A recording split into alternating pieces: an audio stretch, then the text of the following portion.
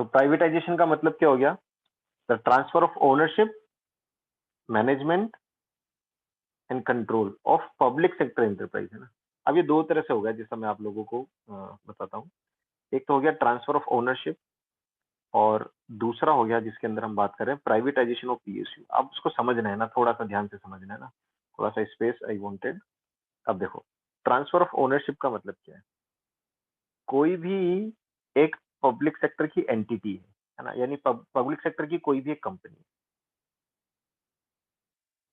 क्या किया, वो पूरी की पूरी कंपनी ऐसी की ऐसी प्राइवेट हाथों में चली गई। ये ट्रांसफर ऑफ ओनरशिप हो गया। देन है प्राइवेटाइजेशन ऑफ पीएसयू। पीएसयू का मतलब क्या हो गया? Public sector undertaking. तो पब्लिक सेक्टर अंडरटेकिंग में क्या होता है? पीएसयू जो है उसके साथ क्या किया जाता है?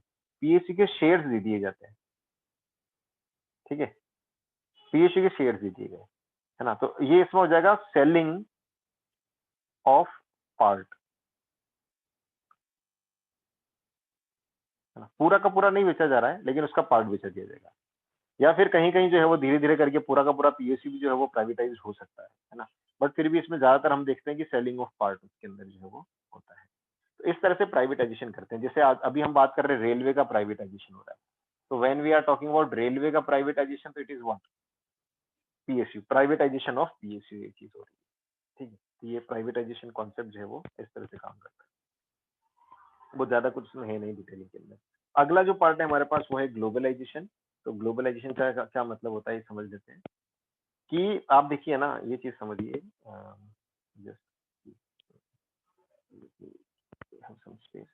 जैसे ये हमारी कंट्री है इंडिया,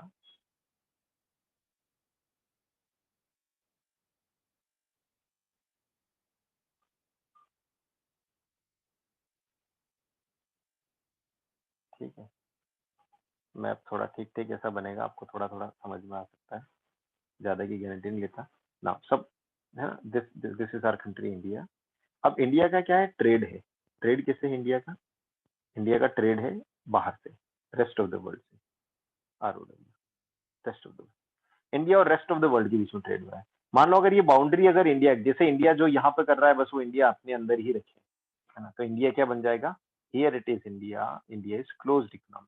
लेकिन जब ये इंपोर्ट और एक्सपोर्ट करने लग जाता है, यानी बाहर के देशों से अगर ये ट्रेड करने लग जाता है, तो ये इकोनॉमी कौन सी बन जाती है?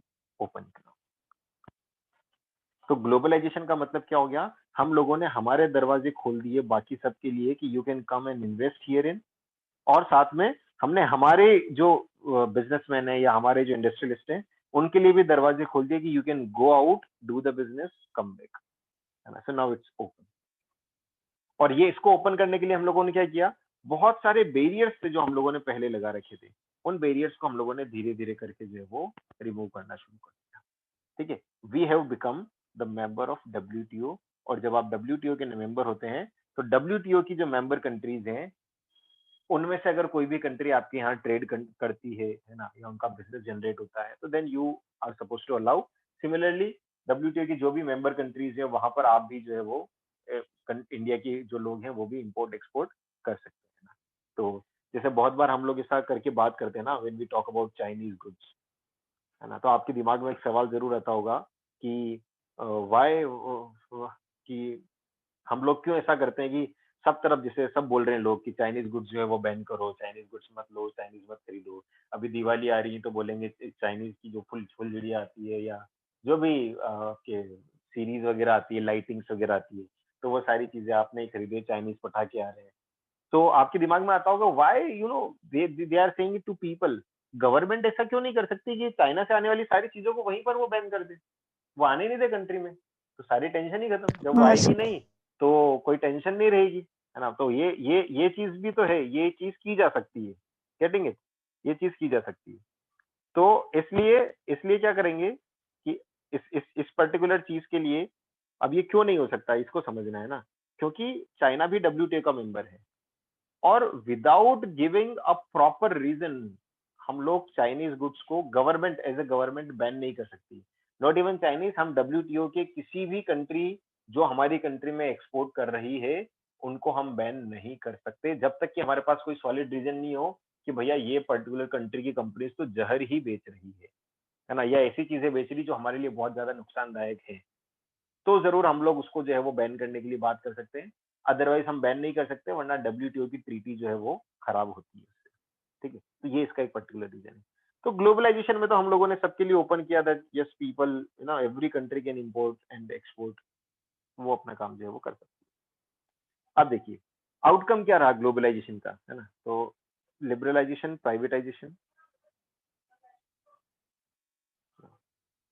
It creates a borderless world. क्या क्रिएट करता है ये? It creates a borderless world. पहली बात तो ये।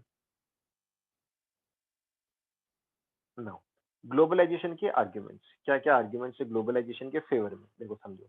ग्लोबलाइजेशन होगा यानी बाहर की कंट्रीज हमारी यहाँ इन्वेस्ट करती है, तो उससे हमारी टेक्नोलॉजी में इंप्रूवमेंट आएगा, ये बिल्कुल डेफिनेट बात है ना, ये आंखों देखिए हमको नजर आ रहा है। सेकंड इज कि ग्लोबल मार्केट में हमारा एक्सेस बढ़ेगा, यानी हम बाहर भी ट्रेड कर सकते हैं, तो कोई चीज अगर हमारे यहाँ बहुत अच्छी हो रही है, उसको हम सेल ऑफ करके पैसा अर्न कर सकते हैं। और तीसरा जो है वो कि जो लार्ज इंडस्ट्रीज है हमारी कंट्री के अंदर, उनके लिए ज्यादा स्पेस जनरेट होता है, क्योंकि लार्ज, अगर आप समझिए कि अगर एक लिमिट में ही, जैसे India is having a limited market, अब कोई इंडस्ट्री है तो उसकी ग्रोथ किसके ऊपर डिपेंड करती है? अगर उसने पूरा इंडिया कवर कर लिया है तो बस अब उसकी ग्रोथ कैसे होगी? So the company has to move out, है ना। तो बड़ी बड़ी कंपनीज जो है वो, अगर ग्लोबलाइजेशन नहीं होता तो आज माइक्रोसॉफ्ट जैसी कंपनी इंडिया में ऑपरेट नहीं होती, गूगल जैसी कंपनी इंडिया में ऑपरेट नहीं होती, फेसबुक इंडिया में ऑपरेट नहीं होता। ग्लोबलाइजेशन की वजह से ही आज टाटा जो है वो यूरोप के अंदर भी बिजनेस कर रहा है ना, रिलायंस जो है वो यूरोप में बिजनेस कर रहा है, चाइना में बिजनेस कर रहा है। ठीक है, तो अलग अलग जगह हमारी कंपनीज जो है वो भी बिजनेस कर रही है, it is all because of the globalisation. ठीक है, तो ये तीन चीजें हैं जो ग्लोबलाइजेशन के फेवर में हम बताते हैं। लेकिन इसके अगेंस्ट में भी कुछ आर्ग्यूमेंट्स हैं, और वो आर्ग्यूमेंट्स ये है कि ग्लोबलाइजेशन जो है वो, इसका ज्यादातर बेनिफिट डेवलप्ड कंट्रीज को मिलता है। क्यों? क्योंकि ग्लोबलाइजेशन में क्या हो रहा है, when we are exchanging goods and services, तो हम देखेंगे कि हम नुकसान में हैं थोड़े से, और डेवलप्ड कंट्रीज फायदा में है। जैसे यूएस और इंडिया के बीच में जब बिजनेस हो रहा है, तो यूएस जो है वो ज्यादा पैसा खींच रहा है इंडिया से, और इंडिया को उतना पैसा आ नहीं रहा है, क्योंकि इंडिया इंडिया यूएस को उतना एक्सपोर्ट नहीं कर पा रहा है जितना कि इंडिया इंपोर्ट कर रहा है। Getting it?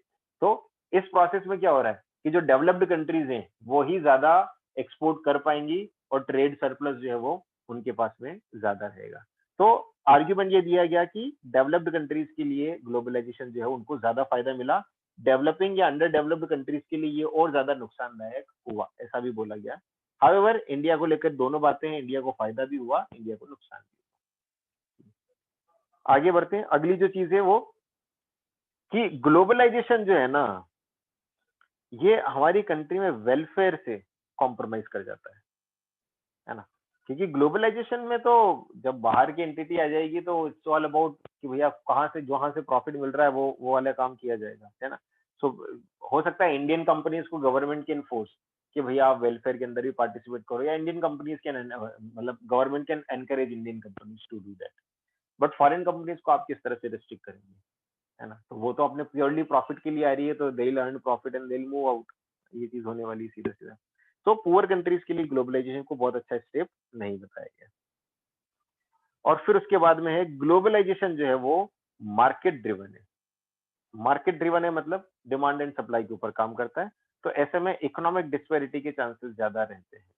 इकोनॉमिक डिस्पैरिटी मतलब किसी को कम मिला, किसी को ज्यादा मिला। ठीक है, तो ये चीज जो है वो हम देखते हैं कि ग्लोबलाइजेशन की वजह से नेशंस के बीच में भी डिस्पैरिटी है और लोगों के बीच में भी डिस्पैरिटी। यानी ग्लोबलाइजेशन के ऊपर सीधा सीधा इल्जाम ये लगा रहे हैं कि ग्लोबलाइजेशन क्रिएट्स डिस्पैरिटी, क्योंकि ग्लोबलाइजेशन में ऐसा कोई सिस्टम नहीं है जहां से हम इक्वालिटी एस्टेब्लिश कर सकें। ग्लोबलाइजेशन प्योरली यहाँ पर जो इंटरेस्ट ऑफ कंट्रीज या इंटरेस्ट ऑफ कंपनीज है वो प्रॉफिट मेकिंग है, सोशल वेलफेयर नहीं है। ऐसे में जो बड़ी बड़ी कंपनीज रहेंगी वो खूब प्रॉफिट प्रॉफिट कमाएगी, जो बहुत छोटी छोटी कंपनीज रहेगी वो कुछ खास नहीं कर पाएंगी।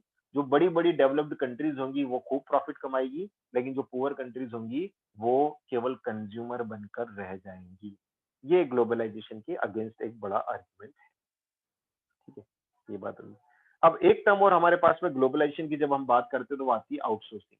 तो आउटसोर्सिंग का समझ लेते हैं कि आउटसोर्सिंग का मतलब क्या होता है। तो आप देखिए कि इंडिया में जैसे कंपनी, इस कंपनी का नाम है विप्रो, है ना? अब विप्रो क्या है? तो विप्रो के इंडिया में कॉल सेंटर्स बने हुए हैं, है ना? They are having call centre. Now यहाँ आउटसोर्सिंग का क्या रिलेशन है? तो विप्रो के पास में बहुत सारे ऐसे प्रोजेक्ट्स हैं which belongs to country USA, है ना? यूएस के बहुत सारे प्रोजेक्ट्स विप्रो के पास में हैं। अब यूएस की किसी कंपनी ने ये प्रोजेक्ट विप्रो को दिए होंगे। क्यों दिए? तो विप्रो क्या करता है, उसके कॉल सेंटर है या बीपीओज हैं, है ना? या केपीओज हैं, तो वो क्या करते हैं, उसको बैक ऑफिस सर्विस प्रोवाइड करते हैं। अब यूएसए के अंदर क्या है कि अगर देखा जाए तो लेबर जो है वो उतना सस्ता नहीं है। तो यूएस को लगता है कि भैया इंडिया में कोई कंपनी है जो उसको सस्ते में काम करवा के दे सकती है, तो ये यूएस की कंपनी क्या करती है, आउटसोर्स करती है और किसको, विप्रो को हायर करती है। और विप्रो बोलती है कि देखो हमारे यहाँ पर लेबर जो है वो हम आपको ठीक ठीक रेट में प्रोवाइड कर देंगे और आपको ये सर्विस चाहिए अल्टीमेटली। तो इंडिया के अंदर क्या हुआ कि थोड़ा सा स्किल्ड लेबर भी आया, है ना? स्किल्ड कैसा, आप देखेंगे कि इंडिया में एक बहुत जोरदार बूम आया। क्या बूम आया? इंग्लिश बोलने का बूम, है ना? People have started learning. ये क्यों आया? स्पोकन इंग्लिश, है ना? ये सारी चीजें क्यों आई? ये इसी वजह से आई, आउटसोर्सिंग की वजह से। कि आउटसोर्सिंग के तहत हमारी कंट्रीज में बहुत सारा काम आने लग गया और यहाँ पर जनरेट हो गई नीड कि if you want a job तो आपकी अंग्रेजी अच्छी होनी चाहिए, है ना? तो दिस इज वाई बहुत सारे फिर अंग्रेजी वाले इंस्टीट्यूट ओपन हुए, है ना? 40 दिन में अंग्रेजी सीखे, 60 दिन में अंग्रेजी सीखे। कितने सक्सेसफुल हुए वो हमारे लिए डिबेट का टॉपिक नहीं है, बट देन हाउ, समझ रहे हो ना मार्केट किस तरह से ड्राइव होता है, तो ये इसका एग्जाम्पल है। तो अल्टीमेटली क्या हुआ, आउटसोर्सिंग क्या हो रहा है, बाहर की कंपनीज जो हैं वो हमारे यहाँ के लोगों को हायर कर रही है टू डू देयर जॉब और उसके बदले वो पैसा देती है। तो आउटसोर्सिंग जो है वो भी ग्लोबलाइजेशन की वजह से ये कॉन्सेप्ट जनरेट हुआ। अब आउटसोर्सिंग की जब हम बात करेंगे तो outsourcing is a good concept for countries like India, but outsourcing is like a bad concept for countries like US. US के लिए बैड कंसेप्ट बताया, इंडिया के लिए अच्छा बताया। कारण क्या है? जब आउटसोर्सिंग करेगी यूएस की कोई कंपनी तो इंडिया में रोजगार जनरेट होगा और साथ में क्या होने वाला है, इंडिया में रोजगार जनरेट हुआ, ये अच्छी बात हो गई। यूएस के लिए बैड क्या हो जाएगा कि यूएस का जो पैसा है वो पैसा अब इंडिया में आएगा, क्योंकि यूएस की कंपनी इंडिया वालों को सैलरी देने वाली है, तो इंडिया में पैसा आएगा। तो आउटसोर्सिंग के साथ क्या हुआ कि जो डेवलप्ड कंट्रीज हैं उनके लिए आउटसोर्सिंग उतना अच्छी बात नहीं है अगर उनकी कंपनीज आउटसोर्स करती है तो। और इंडिया में तो जैसे आईटी इंडस्ट्री हमारे यहाँ इतना जबरदस्त काम क्यों कर रही है, क्योंकि आईटी इंडस्ट्री में the whole world is outsourcing the Indian labours. Bharat के जो सॉफ्टवेयर इंजीनियर्स हैं उनको खूब भर भर के काम जो है वो मिल रहा है, गेटिंग इट? तो कैसे मिल रहा है? तो बाहर के प्रोजेक्ट्स आ रहे हैं हमारी कंट्री में, दे आर आउटसोर्सिंग, एंड यहाँ पर देखा जाए तो there are software engineers are quite talented here. ठीक है, तो ये चीज हो गई। ये पूरा का पूरा आउटसोर्सिंग का है आपका। ठीक है, बहुत सारी जो एमएनसीज हैं, है ना, दे आर एक्चुअली आउटसोर्सिंग। तो ये है, क्योंकि आउटसोर्सिंग की दो चीजें चाहिए ना, when you outsource, when you get skill labour, है ना, आपको स्किल लेबर मिलता है, और दूसरा क्या है, रीजनेबल चीपर कॉस्ट पे मिलता है, सस्ता मिल जाता है, तो ये आउटसोर्स। तो यूएस वालों को ज्यादा टक्कर नहीं है ना, या देशभक्ति दिखा के हमारे देश के लोगों को नौकरियां देंगे, ऐसा कुछ नहीं। जहाँ सस्ता लेबर और स्किल लेबर मिलेगा, तो आउटसोर्स। ये बहुत सिंपल सा कॉन्सेप्ट है किसका, आउटसोर्सिंग का। ओके, नाउ इसके बाद में जो टॉपिक हम लेटर ऑन कवर करेंगे नेक्स्ट में, वो कवर करेंगे हम लोग की जो इकोनॉमिक रिफॉर्म्स हुए या पॉलिसीज आई, क्या चीजें उनके फेवर में रही और क्या चीजें उनके अगेंस्ट में रही। So this will be covering the next session. Okay, thank you.